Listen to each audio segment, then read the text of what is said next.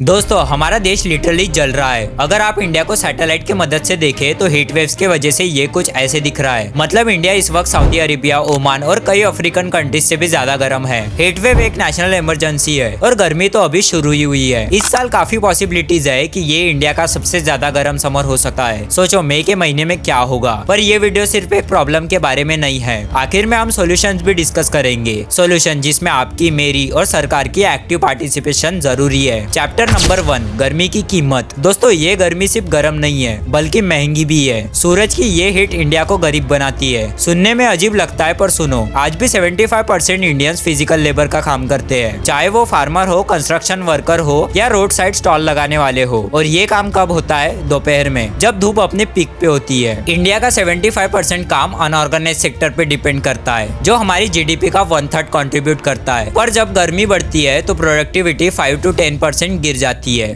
प्यास लगती है, थकान होती है और काम स्लो पड़ जाता है। तो अगर इंडिया काम नहीं करेगा तो आगे कैसे बढ़ेगा? बट आप और मैं प्रिविलेज है, हम एसी ऑफिसेस में काम करते हैं। पर जो बाहर काम करते हैं उनके लिए ये एक जीवन मरण का सवाल है। मैककिंसे की एक रिपोर्ट कहती है 20 करोड़ लोग इंडिया में डायरेक्टली हीटवेव से इम्पैक्ट हो सकते हैं और 2030 तक प्रोडक्टिविटी लॉस होने के कारण हमारी जीडीपी 2.5% से 4.5% तक गिर सकती है। मतलब $126 बिलियन का हर साल लॉस। इंडिया दुनिया का 3rd मोस्ट वल्नरेबल कंट्री है क्लाइमेट चेंज के मामले में। पर हम सब सोच रहे हैं कि कोई बात नहीं, एसी है ना। चैप्टर नंबर 2, हीटवेव क्या है? दोस्तों हीटवेव एक सीजन नहीं, एक कंडीशन है। IMD के मुताबिक प्लेन्स में नॉर्मल टेम्परेचर अगर 5 डिग्री सेल्सियस से ज्यादा या 40 डिग्री सेल्सियस क्रॉस करता है तो वो हीटवेव है। हिली एरियाज में भी नॉर्मल टेम्परेचर 5 डिग्री से ज्यादा या 35 डिग्री सेल्सियस से क्रॉस करता है तो वो हीटवेव है। कोस्टल एरियाज में भी same, normal temperature 5 degree Celsius से ज्यादा या 37 डिग्री सेल्सियस क्रॉस करता है तो वो हीटवेव है। और हीटवेव प्रोडक्टिविटी पे ही नहीं बल्कि इंसान की खुशियों पर भी असर करती है। एग्जाम्पल के लिए फिनलैंड 8 साल से दुनिया का सबसे हैप्पी कंट्री है। क्यों? क्योंकि उन्होंने सर्दी से बचने के लिए इनोवेटिव सॉल्यूशंस डेवलप किए हैं, जैकेट, फायरप्लेस, इंसुलेशंस। पर इंडिया ने गर्मी से बचने के लिए कोई सॉल्यूशन डेवलप नहीं किए, इसलिए इंडिया का रैंक हैप्पीनेस इंडेक्स में 118 है। Chapter number 3, solutions. अगर हमें गर्मी से लड़ना होगा तो हमें बिना सोचे समझे वेस्टर्न आइडियाज कॉपी करना बंद करना होगा। देखो ये न्यूयॉर्क स्काईलाइन है, वहाँ के समर्स का एवरेज टेम्परेचर 27 डिग्री सेल्सियस होता है और मुंबई का 35 डिग्री सेल्सियस।